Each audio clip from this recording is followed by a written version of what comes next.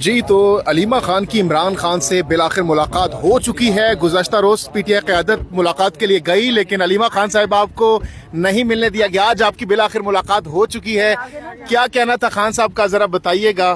آپ تھوڑا پیچھے ہو جائیں نا, اوپر آنے دینا, اوپر چلتے ہیں. پہلے وہاں ایک دفعہ کر لوں گی نا, پہلے ایک دفعہ ان کو دے دوں پھر میں آپ سے بات یہاں پہ کر لیں. آج جب ہم صبح آ رہے تھے اڈیالہ کی طرف تو کل تو ہماری انہوں نے ملاقات نہیں ہونے دی. ہم 6 گھنٹے باہر کھڑے رہے. عدالت لگی ہوئی تھی اور عدالت کے لیے فیملی, میڈیا اور لائرز کو اجازت ہوتی ہے عدالت اٹینڈ کرنے کے لیے, لیکن کل تو انہوں نے ہمیں نہیں اجازت دی. آج جب ہم آئے تھے کوئی 2 کلومیٹر پہلے ایک ٹرک کھڑا تھا, سب ٹریفک دونوں طرف سے گزر رہی تھی اور ہماری فیملی کی گاڑی کو انہوں نے سائڈ پہ کھڑا کر دیا اور ہمیں گزرنے نہیں دے رہے تھے. تو پھر جج صاحب جا رہے تھے اپنی پروٹوکول کے ساتھ. پھر ہم نے جب انہوں نے ٹرک سائڈ پہ کیا تو ہم نے اپنی گاڑی جج کی پروٹوکول کے ساتھ لگا کر آج ہم یہاں پہنچے ہیں, نہیں تو آج ہمیں انہوں نے 2 کلومیٹر پیچھے روک دیا تھا. سب سے پہلے میرے خیال میں کافی کیاسارائیاں ہو رہی تھیں سوشل میڈیا پہ عمران خان کی صحت کے بارے میں کہ ان کو زہر دیا جا رہا ہے, اور کوئی کہہ رہا تھا ان کو کوئی ایسی دوائی دی جا رہی ہے, ان کی کوئی مینٹل حالت خراب ہو گئی ہے.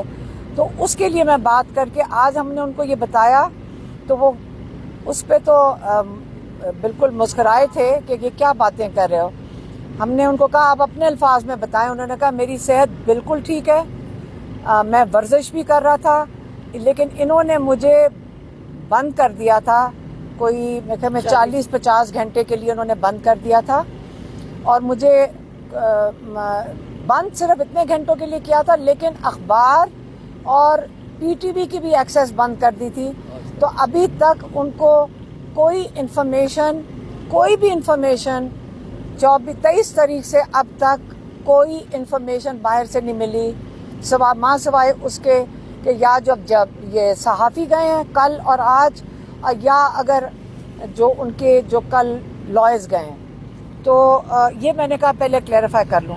پھر ہم نے خان صاحب کے کو جو کافی چیزیں ہوئی ہیں, جو سانحہ ہوا ہے جس کو ہم اسلام آباد میسیکر کہتے ہیں, اس کے بارے میں کافی انفارمیشن دی, ان کو کافی ڈیٹیلز بتائیں.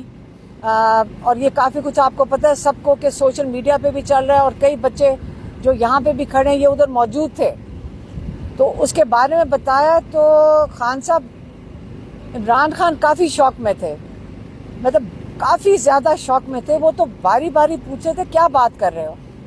تو ان کو یہ بھی بتایا کہ جو اس سے 12 کا یہ فگر آ رہا ہے کیونکہ لوگ لاپتہ ہیں یا جیلوں میں, اس کے اوپر بھی واضح نہیں ہوا ہے.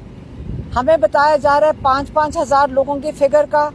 لوگ لواحقین اپنے رشتہ داروں کو جیلوں میں ڈھونڈتے پھر رہے ہیں, ان کو یہ نہیں پتا کہ کس جیل میں ہے. تو کیونکہ وہ اس وقت دعا کر رہے ہیں کہ ہمارے رشتہ دار جیلوں میں ہوں, ہمیں بھی رابطہ کر رہے ہیں, اس لیے ہمارے پاس یہ کافی انفارمیشن ہے. اور جو ڈیڈ باڈیز ہیں وہ لاپتہ ہیں. اگر انہوں نے ہمیں کہا کہ ساروں کو کہو جا کے کہ جیل ہسپتالوں میں جائیں, جو زخمی ہوں ان کا پتہ کرائیں, اور جو شہید ہو گئے ان کا پتہ کرائیں. تو ہم نے کہا کہ لوگ اگر جاتے ہیں ہسپتال میں تو ان کو اٹھا لیا جاتا ہے, اور اگر ان کو دھمکیاں دی جا رہی ہیں, رشتہ داروں کو دھمکیاں دی جا رہی ہیں, اور اگر کوئی FIR فائل کرنے کی کوشش کرتا ہے اس کو دھمکی دی جا رہی ہے.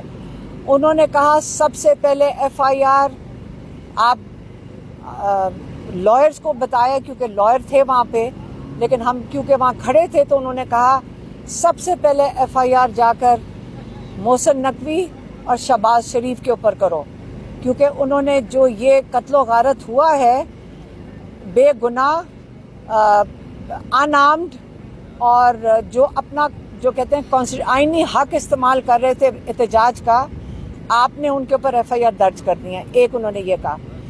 دوسرا انہوں نے کہا کہ یہ جو ظلم ہوا ہے اور یہ جو انہوں نے لوگوں کو وہاں بلا کر ایک قسم کا ایمبش کیا ہے, اور آپ نے دن سے سنائپر رائفل سے کیا ہے, اور رات پہ تو آپ نے آ کے پوری ایک بریگیڈ لا کر اس سے حملہ کروایا ہے. بالکل اندھیرے کے اندر انہوں نے کہا یہ لال مسجد کا جو واقعہ تھا یہ اس سے بھی بڑا سانحہ آپ نے کر دیا ہے. اور انہوں نے کہا کہ جو 71 میں ہوا تھا جب یحییٰ خان کے وقت میں ایک وہ سانحہ تھا، پھر آپ نے اکبر بگٹی کے ساتھ جو کیا، آپ کا خیال ہے کہ اس کے بعد آپ بندے کو ختم کر دیں، اس کے بعد چین آ جائے گا؟ آج تک بلوچستان میں اس چیز کو بھولا نہیں گیا اور یہ یاد رکھتے ہیں. اور یہ اس قسم کا جب آپ اٹیک کرتے ہیں اس سے غصہ کم نہیں ہوتا، اس میں رنجشیں ختم نہیں ہوتی، اس میں بڑھتی ہیں. اور اس وقت انہوں نے کہا غصہ بہت زیادہ بڑھے گا. 9 مئی کے بعد لوگ شوق میں تھے اور خوف میں تھے، لیکن جب 8 فروری کو لوگوں نے ووٹ ڈال دیا، اس کے بعد لوگوں کو اپنی ووٹ سے پتہ چلا کہ جمہوریت میں ہمارا حق ہے، اس ملک میں ہمارا حق ہے. جب انہوں نے اپنا حق لے لیا اور آپ نے چھین لیا، اس کے بعد لوگوں کا اب غصہ ہے.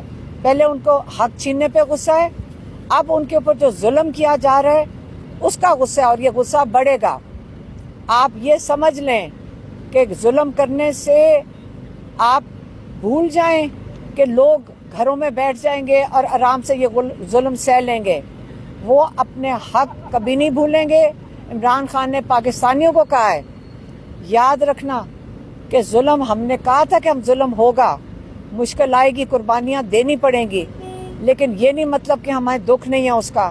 اللہ تعالیٰ شہیدوں کو اونچے درجے دے کیونکہ ان کی قربانیاں کبھی بھولی نہیں جائیں گی. لیکن اس کا یہ نہیں مطلب کہ 24 کروڑ لوگ اپنا حق بھول جائیں لینا. ابھی بھی آپ نے اٹھنا ہے. انہوں نے کہا ایک لاسٹ کارڈ ہے جو میرے پاس ہے، جو آپ کو کسی کو نہ بتاؤں گا نہ پتہ چلے گا، لیکن وہ میرے پاس ہے، لیکن ابھی استعمال نہیں ہوگا. لیکن اس وقت جیسے کہ جو سسٹم کہتا ہے ہم اپنی عدالتوں میں جائیں گے، ہم سپریم کورٹ میں جائیں گے، ہم اس ظلم کے خلاف کہ آپ نے سنائپر رائفل سے لوگوں کو، اپنے لوگوں کو، انارمڈ لوگوں کو جن کے پاس کوئی ہتھیار نہیں تھا ان کو مارا ہے. سپریم کورٹ میں جائیں گے. ہم انٹرنیشنل اداروں کے پاس رپورٹ ہیومن رائٹس ابیوز کی، اس قسم کی چیز دنیا میں نہیں دیکھی گئی. یہ دنیا میں نہیں دیکھی گئی، آپ چھپا نہیں سکیں گے. یہ سب کچھ باہر آئے گا اور انشاءاللہ ہم اس کو پرسیو کریں گے. اور اپنے لوگوں کو وہ ہدایت آپ کہتے ہیں ہم کروں گا کہ اس کو بالکل لوکل لیول پہ بھی، سپریم کورٹ میں بھی اور انٹرنیشنل بھی آپ اس کا پورا بھرپور طریقے سے اس کو ہائی لائٹ کریں. یہ ان کا پیغام تھا، یہ میں نے آج آپ کو دے دیا.